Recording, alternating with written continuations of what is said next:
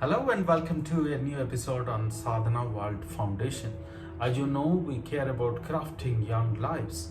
We present them stories drawn from our lessons in history and our folk tales, which are anchored on moral values. We think that these contain a tremendous amount of moral teachings which our young children and adults can inculcate in their lives and become stronger and better human beings. I came across a beautiful and interesting story. I thought that these are incidents or events which happen every day in our lives. The way we respond to these situations makes one person different from the other. It defines our character, it defines our life on this planet. Here is a small story. We are talking about a family of four, two children and the parents. One day, the boy was getting ready for the school. So was his sister. They were in a hurry as usual to get ready and catch the school bus. The boy was trying to pick up the glass of milk from the dining table while the sister was trying to pick her breakfast from the table. Accidentally, both of them collided. The milk glass fell on the boy's shirt, and the shirt was soiled. The boy got angry because the shirt is spoiled and he cannot use that to the school. That day, he was fearful. He was scared that he would get late and he would miss the school bus. The mom came to the rescue and tried to help. They changed the shirt, but unfortunately there was not another pair of shirt ready to wear, so they had to press that shirt. And by the time the boy got ready and the girl was patiently waiting, the boy was shouting out of anger on his sister. Mom said, "No trouble, you guys have missed the school bus. I will take you to the school and drop you in the school." That's what happened. However, both of them were late to their school that day. The class teachers won't agree to the unfortunate situation which happened at their homes and punished both of them.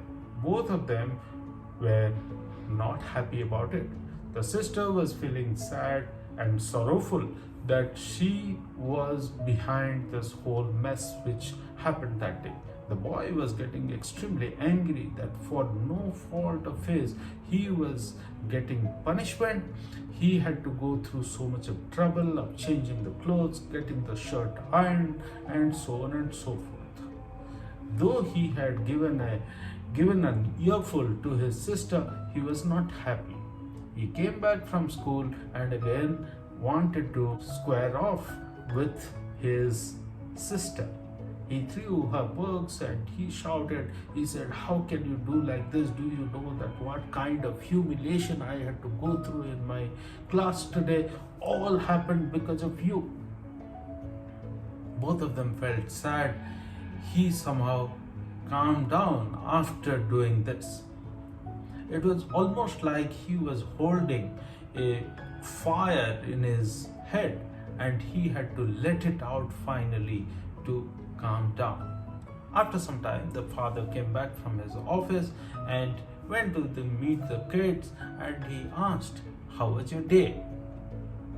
The boy described all that happened during the day.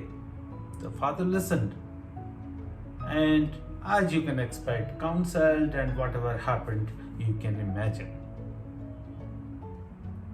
It's a small incident. Such incidents take place almost on a daily basis in our lives, whether we are in school, college, at home, at work, in the factory, in the office, on the road, traveling by public transport, and so on and so forth. We get angry, we get enraged by the behavior of someone else, or sometimes at our own judgment, at our own decision, at our own actions. But we get angry. We have to let that fire get out of us. That's what happens. As kids, we were all advised, suggested, impressed that anger is bad and we must control our anger. There have been so many proverbs about anger.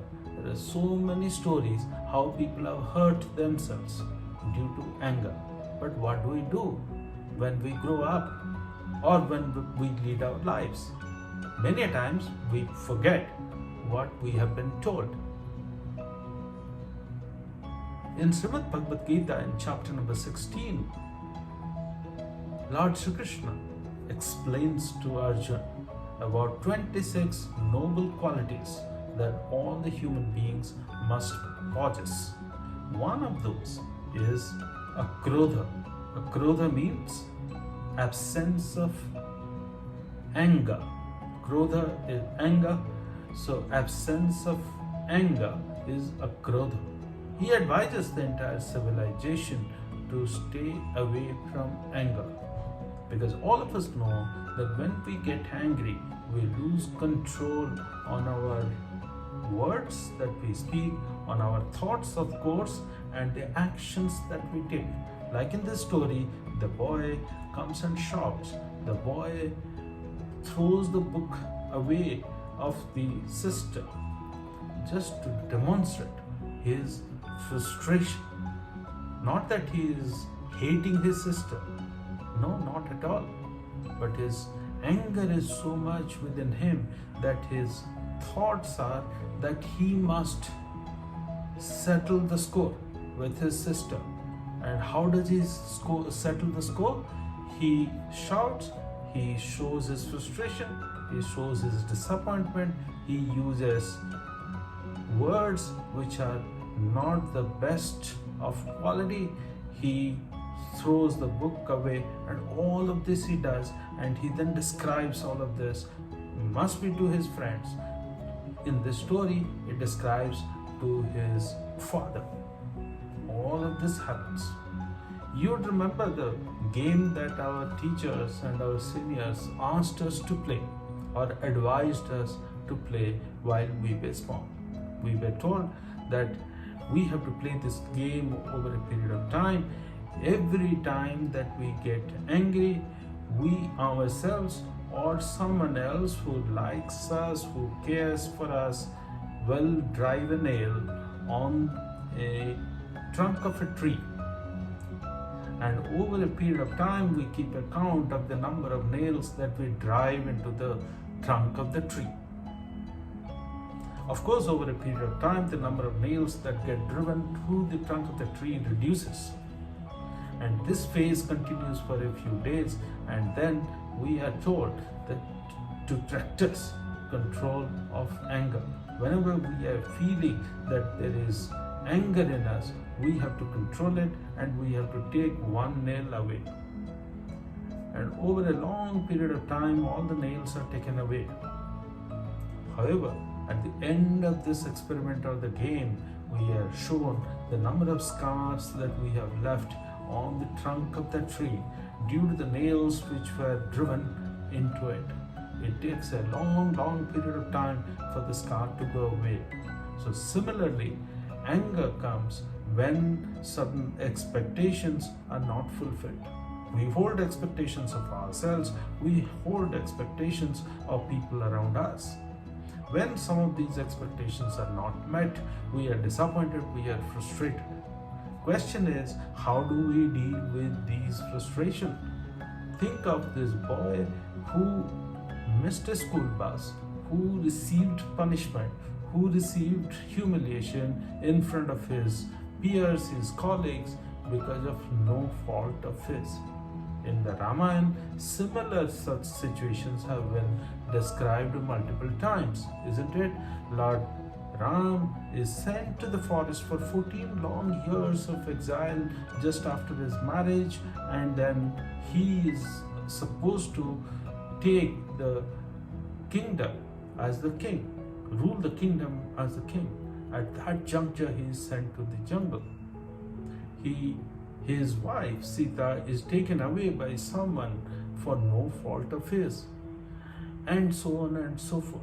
How he deals with those situations are examples through the mythological stories we are told, and from a rational discussion point of view, in this small, call it a folk tale or a story, that how the Father deals with it.